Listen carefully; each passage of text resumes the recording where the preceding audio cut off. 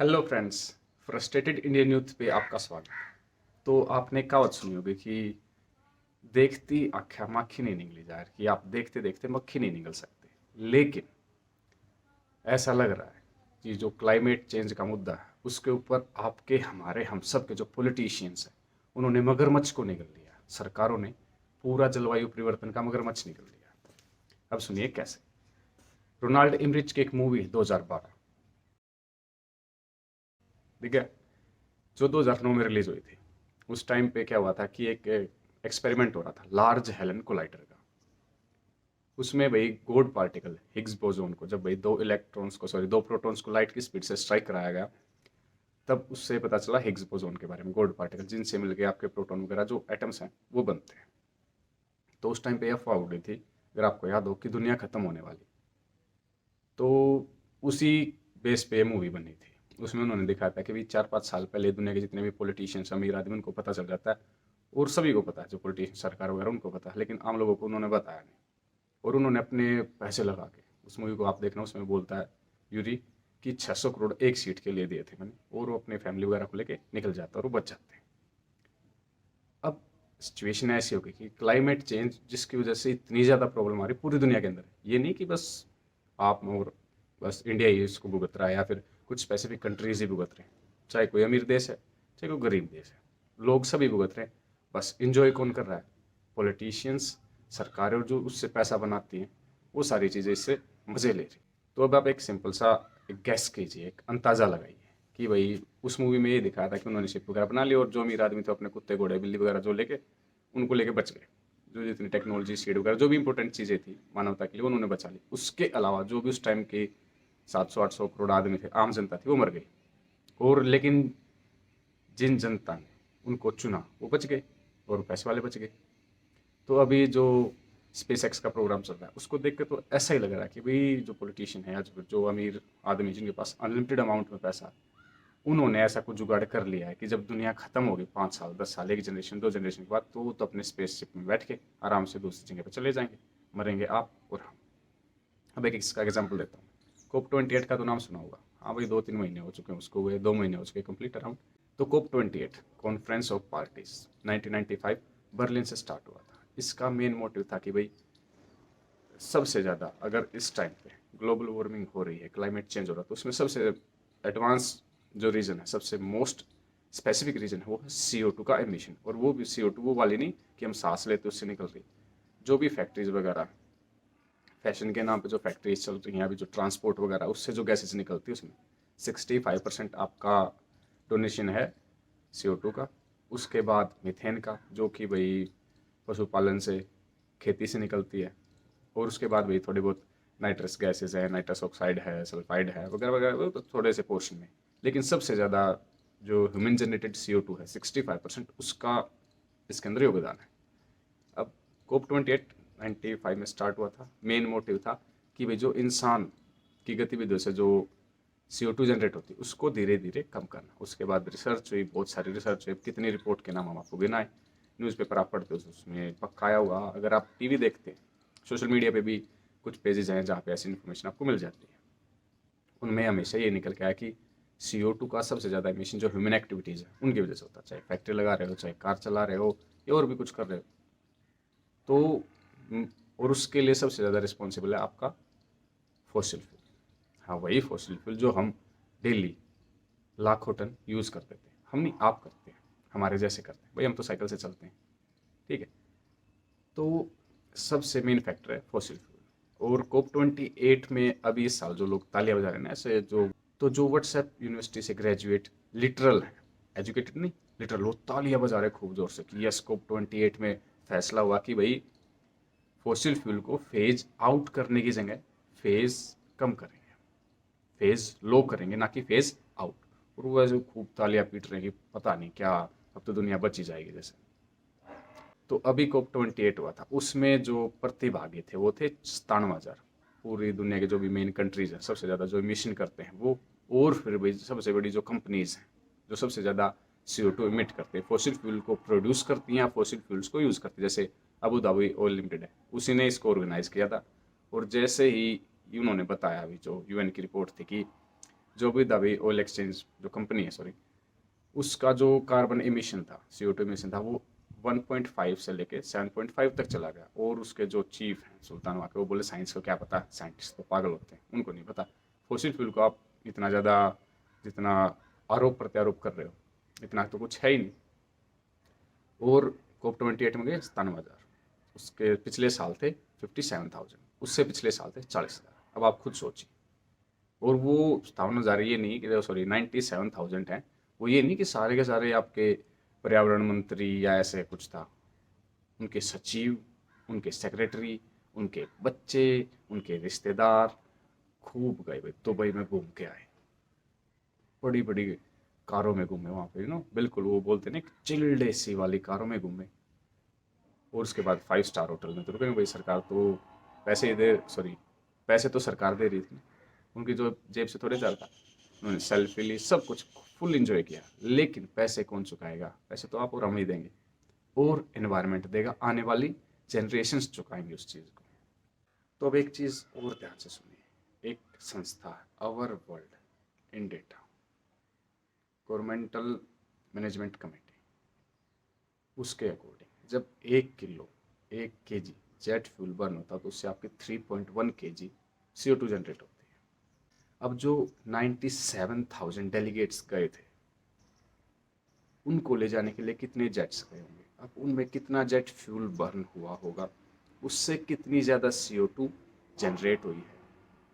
उसके अलावा जिन कारों में वो घूमे, दुबई में गर्मी बहुत होती है, तो जिन चिल्ड AC कारों में वो घूमे, उनका फ्यूल, उस फ्यूल को बर्न होने से आने वाला CO2, SO2 और NO, और जिस 5 स्टार होटल वगैरह में रुके होंगे वहाँ पर उन्होंने AC भी चलाए होंगे, बिल्कुल 16, वहाँ तो 12 वाले होंगे, वो चलाए होंगे। तो ये सारा CO2 कहाँ जाएगा? और ये सारा CO2 दुनिया की ऐसी तैसी कैसे करेगा? बहुत सारी बातें हैं। अब उसी का एक और रिपोर्ट आई थी उन्हीं की, कि सबसे ज़्यादा जो CO2 प्रोड्यूस करते हैं, जो कार्बन इमिशन करते हैं, उन कंट्रीज़ में आपका सबसे ऊपर है USA, उसके बाद है चाइना। इंडिया तो बहुत नीचे है उसमें। उन्होंने बताया कि जो प्रति व्यक्ति CO2 इमिशन होता है इंडिया में, बस 2 टन ही तो है। आप और मैं, हम जैसे जो 140 करोड़ इंडियंस हैं, उससे ज़्यादा होंगे अब तो, वो सारे बस 2 टन, एक आदमी इतना ही CO2 जनरेट करते हैं। लेकिन चाइना 26 टन के आसपास है।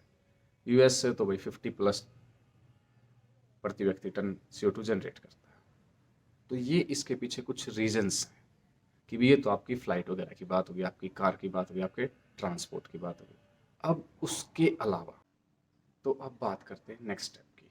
पानी का नाम सुना होगा ना? हाँ, वही पानी जो हम पीते हैं, जो हमारे लिए 3 इसेंशियल चीज़ों में एक है, और जो पहले फ्री था अब फ्री नहीं है। तो national snow and ice data की जो 2023 की रिपोर्ट, उसके अकॉर्डिंग आर्कटिक एंड अंटार्कटिका, इन दोनों जगह पे तकरीबन आपका, एक जगह तो 20 लाख आर्कटिक पे, और अंटार्कटिका पे 26 लाख वर्ग किलोमीटर एरिया में जो ग्लेशियर थे वो पिघल गए। ग्रीनलैंड का नाम भी सुना होगा, नाम ग्रीनलैंड है, लेकिन वहाँ पे ग्लेशियर्स हैं, उनकी स्पीड दोगुनी हो गई पिछले 20 साल में। और अब इसका एक नेगेटिव इफेक्ट कैसे आता है, इसका लाइव एग्जाम्पल आपने भी देखा होगा, आपने सुना भी होगा। अगर नहीं सुना तो न्यूज़ में तो पक्का देखा होगा आपने। कन्याकुमारी का नाम सुना है? वो एक मूवी आई थी ना, जिसमें कश्मीर टू में कन्याकुमारी ऐसा करके एक गाना था, पता नहीं कौन सी थी वो। तो कन्याकुमारी में अभी पिछले दिसंबर में बाढ़ आ गई, बिकॉज 3 घंटे में आपकी अराउंड 30 इंच, 3 फीट के आसपास बारिश हुई। 30 घंटे में 3 फीट के आसपास बारिश हुई, और इस वजह से सब कुछ चौक हो गया, और बाढ़ आ गई उसके आसपास के 4-5 जिलों में। आर्मी को जाना पड़ा, NDRF की टीम गई, एयरफोर्स को उतारना पड़ा, जब जाके वहाँ पे लोगों को बचाया जा सका, लेकिन उसमें भी कैजुअलिटीज़ हो गई। अब ये हुआ कैसे? अब ग्लेशियर के पिघलने से और कन्याकुमारी में बाढ़ आने से कैसा ताल्लुक? अब ये तो आपको पता ही होगा कि नदी का पानी मीठा होता है, समुद्र का पानी कैसा होता है? खारा। उसमें NaCl होता है, नमक। तो जिस पानी के अंदर नमक होता है उसकी डेंसिटी थोड़ी सी ज़्यादा होती है, बिकॉज Na के आइटम भी आ गए, क्लोरीन के आइटम भी आ गए, वो मोलिक्यूल हो, उसका मास भी है, तो वाटर मोलिक्यूल्स के साथ कनेक्ट होके उसकी डेंसिटी थोड़ी सी ज़्यादा हो जाती है। डेड सी का नाम आपने सुना होगा, वहाँ पे NaCl की कंसनट्रेशन इतनी ज़्यादा कि वहाँ पे चीज़ें डूबती नहीं। तो अब जो नॉर्मल हमारे समुद्र है वहाँ पे पानी आता है नदी से। मोस्टली जितनी भी नदियाँ हैं कचरे के साथ पहले तो पानी लाती थी, अब कचरा भी लाती है। अब सारे का सारा इतना ज़्यादा पानी वहाँ से आ रहा है। वो एक पाकिस्तान का क्या है तो वो बिलावल भुट्टो उसने बोला था कि बारिश होती है तो पानी आता, और ज़्यादा बारिश होती है तो और ज़्यादा पानी आता, और ज़्यादा बारिश होती है तो बहुत सारा पानी आता है। तो अब ग्लेशियर्स पिघल रहे हैं तो नदियों में पानी आ रहा है, बाढ़ भी आ रही है। ब्रह्मपुत्र वगैरह में तो हर साल बाढ़ आती है। अब यमुना में भी आई थी दिल्ली में, आपने देखा हुआ। उसमें फिर वही हमारे पॉलिटिशियंस, हम भगवान, हमें सब पता है। दुनिया जाए भाड़ में, जनता जाए भाड़ में, हम तो अपने में मस्त हैं। तो अब क्या हुआ कि नदी का पानी ज़्यादा आ रहा है। पहले आप लगाओ पर सेकंड 1 लाख क्यूबिक मीटर आता था, अब वो 1.5 से 2 या 3 के आसपास आ रहा है। तो धीरे धीरे क्या हो रहा है कि समुद्र का जो इकोसिस्टम वो चेंज हो रहा है। अब जो मीठा पानी है उसके अंदर तो NaCl है नहीं, उसके अंदर तो मिट्टी मिट्टी नीचे बैठ जाएगी, या फिर जो डेल्टा वगैरह बनेगा वहाँ पे रुक जाएगी। अब मीठे पानी की कंसनट्रेशन ज़्यादा हो रही है समुद्र के अंदर, और जो आपका हाई डेंसिटी वाला वाटर है वो नीचे जा रहा है धीरे धीरे। अब इवेपोरेशन की प्रोसेस बहुत ज़्यादा हो गई है, और इस वजह से कन्याकुमारी के आसपास बाढ़ आ गई। ज़्यादा इवेपोरेशन होगा तो पिछली बात है बादल भी ज़्यादा बनेंगे। अब बादल ज़्यादा बनेंगे तो उनके अंदर भाई बारिश कोस्टल एरिया के आसपास होने के चांसेस उतने ही ज़्यादा रहेंगे। सिंपल सा फैक्ट है। तो ये कुछ चीज़ें हैं, पेड़ काटना, ग्लेशियर्स का पिघलना, CO2 का इमिशन, और उसमें सबसे ज़्यादा अगर CO2 के इमिशन की बात करें तो ये हमारे जो इंडिया में, हमारे जो NCR के जो सो कॉल्ड रिच पर्सन है, एजुकेटेड नहीं, रिच हैं, लिटरेट बोल सकते हैं आप उनको, लिटरेट हैं वो, पैसा बहुत उनके पास, लेकिन एजुकेशन। जैसे अभी ये कुल्लू मनाली वाला रास्ता आपने देखा हुआ, एक वीडियो आई थी कि जाम लगा हुआ है 12 किलोमीटर का, और लोग जा रहे हैं कि भागो पहाड़ों की तरफ। इस पर फिर कभी डिस्कस करेंगे, लिटरल वर्सेज एजुकेट वाला टॉपिक। तो अब ये बात आती है कि इनको रोकने के लिए कौन क्या कर रहा है, और हमें इनको रोकना कैसे और रोकना क्यों है और किसके लिए रोकना। मेन पॉइंट आता है ये। तो अब बात करते हैं कि रिस्पॉन्सिबिलिटी किसकी है, मोरल रिस्पॉन्सिबिलिटी किसकी है। जिस सरकारों को हम चुनते हैं, जिनके लिए हम वोट करते हैं, उनकी रिस्पॉन्सिबिलिटी उनको ये देखना कि ये दुनिया बची रहे हमारे आने वाली जनरेशन्स के लिए। बिकॉज हम वोट करते हैं, हम टैक्स देते हैं हर एक चीज़ के ऊपर, आपको पता हो चाहे ना पता हो, आप हर एक चीज़ पे टैक्स देते हैं, और इसमें ज़्यादा कुछ करने का भी नहीं है। दुनिया की जो इकोनॉमी है वो आपकी 104 ट्रिलियन डॉलर की, और जो संयुक्त राष्ट्र की नई रिपोर्ट है उसके अकॉर्डिंग अगर आप 6 ट्रिलियन डॉलर जो विकासशील या अंडर डेवलपिंग, डेवलपिंग या अंडर डेवलपिंग कंट्रीज उनको देते हैं, तो अपना भाई फॉसिल फ्यूल से शिफ्ट हो जाएंगे इलेक्ट्रिकल या रिन्यूएबल एनर्जी के ऊपर। और अगर आप दुनिया में अगले 7-8 साल में 43% से 60% तक अगर CO2 या आपका ग्रीन हाउस गैसेज इमिशन उसको कम कर देंगे तो आप दुनिया को बचा लेंगे इजीली, कोई दिक्कत वाली बात नहीं है। लेकिन अब इसमें पेच ये फंसता है कि जो दुनिया में सबसे ज़्यादा CO2 इमिट करने वाली 10 कंट्रीज है उसमें अमेरिका टॉप पे, फिर चाइना, और इन दोनों की इकोनॉमी कितनी है, 45 ट्रिलियन डॉलर। इंडिया तो बहुत पीछे आता है उसमें। लेकिन अब इस COP28 में फैसला क्या हुआ कि भाई हम आपको 1 ट्रिलियन डॉलर, सॉरी 1 अरब डॉलर देंगे, ट्रिलियन नहीं, बिलियन लगा लो, हाँ बिलियन ही देंगे वो शायद। अभी तक उन्होंने बस 1 बिलियन के आसपास ही अमाउंट दिया उनको चेंज करने के लिए। लेकिन अब वो लोग फिर से तालियां बजा रहे हैं, खूब तालियां बजा रहे हैं, दुनिया में वाह चल रही है। लेकिन अब इसका नेगेटिव इफेक्ट क्या आएगा, अब वो बोल देंगे कि हमारी रिस्पॉन्सिबिलिटी तो है नहीं, हमने तो पैसे दे दिए। अब उसमें आएगा आपका करप्शन, वहाँ से जो पैसा आएगा उसको हमारे पॉलिटिशियंस खा जाएंगे सारे के सारे पैसे को। जैसे बेदिरच्छा हुआ, केस ले लो, 305 करोड़ कैश। अभी जो हरियाणा में ED वगैरह के जो छापे चल रहे हैं, मतलब अभी तो चलेंगे भाई, इलेक्शन आ गया ना, तो उनके पास इतना सारा कैश मिल रहा है, खुद उनको नहीं पता कितने पैसे का हम क्या करेंगे। टाइलों में छुपाया हुआ है, जैसे दीवार दिख रही होगी पीछे, ऐसे छुपाया हुआ है यार। क्या करोगे भाई इतने पैसे का जब उसको यूज ही नहीं कर सकते। अरे हमारे जैसे को दे दो, जो आपकी गलत नीति की वजह से, आपके करप्शन की वजह से, आपकी सरकार की वजह से ना जिनको जॉब मिल पा रही है, ना एक अच्छी ज़िंदगी जी रहे हैं, एनवायरनमेंट इतना ख़राब हो गया है, चीज़ें इतनी ख़राब हो गई, लेकिन फिर भी आप पैसा इकट्ठा कर रहे हो, कहाँ लेके जाओगे उसको। इतने अरबों खरबों रुपये आप कमा रहे हो, और उन्हीं अरबों खरबों रुपयों से सरकार को खरीदते हैं, MLMPs को खरीदते हैं। अब जैसे ओपेक का एग्जाम्पल लेते हैं, हाँ ओपेक वही जो दुनिया में सबसे ज़्यादा इस टाइम पे फॉसिल फ्यूल्स प्रोड्यूस करते हैं, क्रूड ऑयल प्रोड्यूस करते हैं। वो इतना ज़्यादा प्रेशराइज कर देते हैं इन सरकार को, उनको इतना MLAs MPs हैं जो मंत्री वगैरह हैं, उनको इतने आप पैसा दे देते हैं कि वो बोलते हैं डन, ओके, दुनिया जाए भाड़ में, हम तो चले मस्ती में। जैसे बताया था ना 2012 वाला मूवी वाला केस, कि स्पेस एक्स में बैठेंगे, मून पे चांद, सॉरी मार्स पे जाएंगे और हम इनको करेंगे बाय, डेमोक्रेसी विंस। तो अब बात आती है कि हमें क्या करना चाहिए। जो नॉर्मल सिटीजन्स हैं, जो थोड़े बहुत एजुकेटेड हैं, जिनके पास, जिनका दिमाग थोड़ा इस तरीके से काम करता है कि पॉलिटिशियंस किसी के नहीं होते, अब उस पर बात करते हैं। As a science teacher, as a teacher बच्चे मुझसे पूछते हैं, तो ये मेरी एक रिस्पॉन्सिबिलिटी बन जाती है कि मैं उनको बताऊं कि भाई आप दुनिया को ऐसे ऐसे करके बचा सकते हैं। अगर आप भी ऐसा ही सोचते हैं, चलिए थोड़ा सा करते हैं इसके। तो अभी ब्रिटेन का नाम तो आपने सुना ही होगा। हाँ, वही ब्रिटेन जिस पे हम अभी राज कर रहे हैं, एक किस्म से लगा ही लो, जिसने हमारे ऊपर 200 साल तक राज किया था। ब्रिटेन की 72% यूनिवर्सिटीज ने फॉसिल फ्यूल को बैन कर दिया कि हमारे यहाँ पे फॉसिल फ्यूल से चलने वाला कोई भी इक्विपमेंट नहीं है। सारे के सारे सोलर एनर्जी के ऊपर चेंज हो गए। 72%, कितने, 72%। 100 यूनिवर्सिटी है तो बेहतर यूनिवर्सिटी उनकी चल रही हैं सॉरी रिन्यूएबल एनर्जी पे, और उस पर बहुत ज़्यादा वर्क करे। और उन्होंने अपने ऐसे कोर्सेज जो भी फॉसिल फ्यूल्स से रिलेटेड थे वो उन्होंने बंद कर दिया, वो फोकस कर रहे हैं दुनिया को बचाने के लिए। वहाँ पे एक संस्था पीपल फॉर एनवायरनमेंट, वो उनको प्रेशराइज कर रहे हैं। हमारे यहाँ पे क्या हो रहा है, और जो टीचर्स हैं वो भाई इसलिए भी थोड़े से इंपॉर्टेंट हो जाते हैं। बाकी इंपॉर्टेंट तो नहीं, इंडिया में तो टीचर ही टीचर है, जो कुछ नहीं बनता वो टीचर ही बन जाता है। हरिशंकर परसाई की एक कविता की, इस देश में जो कुछ नहीं बनता वो टीचर बन जाता है, और फिर बाद में बच्चों को प्रॉब्लम होती है। प्रॉब्लम ही होती है भाई, मोस्टली आपके 90% टीचर ऐसे ही होते हैं, बन गए और उनको पता नहीं, और बच्चों को प्रॉब्लम होती है। तो आप बच्चों को गाइड कीजिए, बिकॉज बच्चे हैं ये वाहियात के ब्लॉग्स, वाहियात के टीवी सीरियल, ये ओटीटी प्लेटफॉर्म, ये बस इसलिए बनाए गए ताकि उनके डेटा को निकाला जा सके।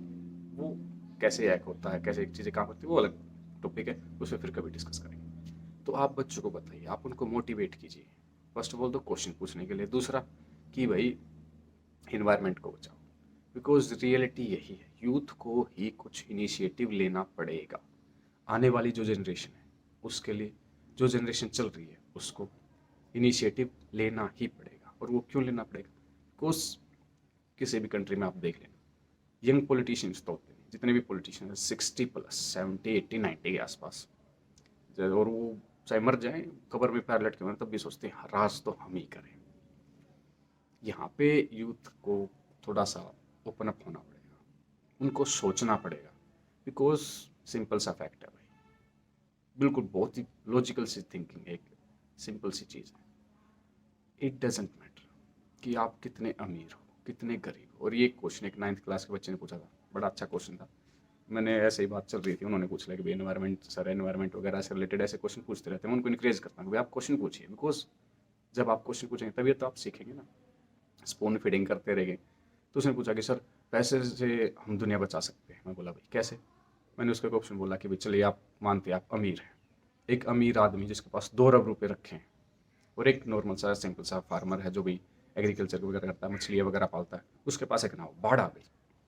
हमारे एरिया में बाढ़ आने के चांसेस ज़्यादा। मैंने बोला कि भाई बाढ़ आ गई और आपके पास एक नाव है, आपने फैमिली को बिठाया, खाना वाना रखा और आप नाव लेकर आराम से जा रहे हैं, 10-15 फीट तक पानी भरा हुआ है, रेस्क्यू वगैरह वाले तब तक आएंगे तब तक आएंगे। तो आप उस अमीर आदमी के घर के पास पहुंचे और उसने आपको रुकवाया, बोला भाई 2 अरब रुपये ले जा, नाव मुझे दे दे, फैमिली को यहीं रख ले, नाव मुझे दे दे। तो आप दोगे नाव। बोला सर उसको नाव दे दी तो हमें कौन बचाएगा। तो वही मैं बोल रहा हूँ, हमारे जो MLA MP जो भी पॉलिटिकल पार्टी है, छोड़ो भाई, जितने भी अमीर आदमी वो निकल जाएंगे, हम नहीं निकल पाएंगे। सिंपल सी चीज़ है। तो यूथ को इसलिए बचाना पड़ेगा, बिकॉज आपके पास कितना ही पैसा हो कोई फ़र्क नहीं पड़ता, बाढ़ आएगी। अब ऐसा थोड़ी ना कि आपके पास पैसे और आपने बक्से वो उनकी एक ऐसे दीवार सी बना दी और पानी ऐसे निकल जाएगा, नहीं। आपके पास पैसे हैं तो वो CO2 को एक्सेप्ट करेंगे, CO2 को कंज्यूम करेंगे और आपको ऑक्सीजन प्रोवाइड करेंगे। दैट इज़ नॉट पॉसिबल, साथ तो लेना ही पड़ेगा। बाढ़ आएगी तो पैसे नहीं बचा सकते। अमीर आदमी तो घर में भी एयर प्योरीफायर लगवा लेगा, कार में भी लगवा लेगा, बाहर कहाँ से लगवाएगा। चलो भाई वो तो अमीर है, नहीं करेगा तब भी चलेगा, लेकिन आपके पास क्या ऑप्शन है, आप कहाँ से एयर प्योरीफायर लेके आओगे। बाकी मार्केटिंग तो इसलिए चल रही है कि आपको एयर प्योरीफाई बेचे जाए, हवा भी बिकने लगी ना अब तो। थोड़े दिन में आपको पता चलेगा कि आपके जो सो कोल्ड हीरोज़ हैं, सो कोल्ड हीरोज़ हैं, रियली हीरो नहीं है, एक्टर हैं या क्रिकेटर हैं, वो अब दूसरे देशों से बोतल मंगवाते और उनके अंदर ऐसे करके सांस लेते हैं। तो इसलिए आपको इन चीज़ों का इनिशिएटिव लेना पड़ेगा, आपको कारपूलिंग ऐसी चीज़ें सोचनी पड़ेंगी जो एनवायरनमेंट को बचा सके। आपका बच्चा है 4 साल का, 5 साल का, 10 साल का, और एक ये तो चलो अभी याद आ गया मुझे कि एन रघुरमन सर है, भास्कर के अंदर उनका एक कॉलम आता है, अभी 4-5 दिन पहले ही आया था। उन्होंने कि बेंगलोर के अंदर एक जो साइकोलॉजिस्ट है उसके पास एक अजीब सा केस आया। एक 2.5 साल का बच्चा है, उसके पेरेंट्स जॉब करते हैं और वही नैनी वगैरह रहती है, तो वो नैनी गई होगी अपने कहीं घर वगैरह पे, तो उन्होंने उसको आईपैड दे दिया ला के। आईपैड, हाँ, एप्पल वाला, वही 2.5 लाख का, 3 लाख का, जितना भी आता है। अब 2-3 दिन 4 दिन तक वो बच्चा घर पे रहा, खाना पीना खाया और उसके आईपैड रखा। अब ऐसी सिचुएशन हो गई, पेरेंट्स अपना काम कर रहे हैं और वो आईपैड के साथ खेल रहा है। अब आपने उसको गोद में उठाया तो वो आपके माथे पे ऐसे स्वाइप करेगा, और वो टॉम कैट, जो टॉकिंग कैट वाली जो एप्लीकेशन उसको यूज़ करते हैं तो रिस्पॉन्स करता, अदरवाइज वो ऐसे स्वाइप करता रहता। आप उसको देख रहे हैं, आपके माथे पे ऐसे स्वाइप करता रहेगा, ऐसे स्वाइप करने लग जाएगा, कानों को दबाएगा कि वॉल्यूम इंक्रीज हो डिक्रीज हो। तो अब क्या फ़ायदा उस आईपैड का। कोविड के टाइम पे जब बच्चे पबजी वगैरह फ्री फायर खेल रहे थे, उस टाइम पे उसमें इतने केस आए थे बच्चों के जिनको मेंटल प्रॉब्लम्स होने लगी थी, बॉडी का कंट्रोल खत्म हो रहा था, बॉडी सॉरी माइंड का कंट्रोल खत्म हो गया बॉडी के ऊपर से। उनको पता ही नहीं क्या हो रहा है, क्यों हो रहा है, बस मोबाइल सामने तो चल रहा है, नहीं तो नहीं चल रहा। आपने बच्चों को 4 लाख का, 5 लाख का, 10 लाख का फ़ोन दे दिया, एक 10-20 लाख की बाइक दिलवा दी, एक 1-2 करोड़ की कार दिलवा दी, कुछ और मान जो ब्रांडेड कपड़े हैं वो दिलवा दिए, और फिर बाढ़ आ गई। अभी जैसे बेंगलुरु में आए थे तो वहाँ पे जो महंगी महंगी कारें थी वो ऐसे, और जिसके पास ना होते वो बच गया। चेन्नई वगैरह में आती है ऑडी वगैरह 4-4 हज़ार में बिकती है, वहाँ पे हर साल बाढ़ आती है, हर साल वही सिचुएशन, सूखा पड़ता है फिर बाढ़ आती है। तो क्या फ़ायदा इतने महंगे कपड़े पहनने का, इतने महंगे मोबाइल रखने का, इतनी महंगी कार रखने का, इतनी महंगी बाइक रखने का, बिकॉज आपका बच्चा और कुछ आपसे पूछे ना पूछे, लेकिन अगर बाढ़ आई या फिर ऐसी सिचुएशन हुई तो आपसे ये जरूर पूछेगा कि जब आपके पास टाइम था इन चीज़ों को ठीक करने का, सुधारने का, तो आपने क्यों नहीं किया। अब मैं इस 5 करोड़ की, 10 करोड़ की कार में बैठ के कैसे जिंदा रहूं, बिकॉज हवा खराब है, पानी खराब है। चलिए मिलते हैं किसी दिन ऐसा ही कोई मुद्दा लेके जो आपको थोड़ा सा एक अच्छा इंसान बनाए, बिकॉज इंसानियत तभी बचेगी जब एनवायरनमेंट बचेगा, अगर एनवायरनमेंट नहीं है तो कुछ भी नहीं। Thank you friends.